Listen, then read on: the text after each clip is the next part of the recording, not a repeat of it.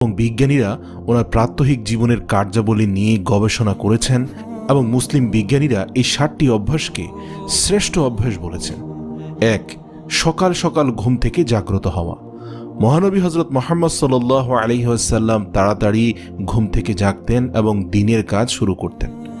আজ বিজ্ঞান প্রমাণ করে যে সকাল সকাল ঘুম থেকে জাগ্রত হওয়া মানুষের মধ্যে প্রোডাক্টিভিটি বেশি থাকে এবং সেই সঙ্গে যারা দ্রুত ঘুম থেকে উঠে তাদের হতাশা কিংবা দুশ্চিন্তাগ্রস্ত হওয়ার সম্ভাবনাও কম থাকে। 2. স্বল্প আহার গ্রহণ। মহানবী হজরত মুহাম্মদ সাল্লাল্লাহু আলাইহি ওয়াসাল্লাম রোগ ও অসুস্থতা প্রতিরোধ করার জন্য কম খেতেন। বহু বছর পরে বিজ্ঞান আজ প্রমাণ করে যে স্বল্প আহার গ্রহণ আমাদের মধ্যে অনেক রোগ প্রতিরোধ ক্ষমতা বৃদ্ধি করে।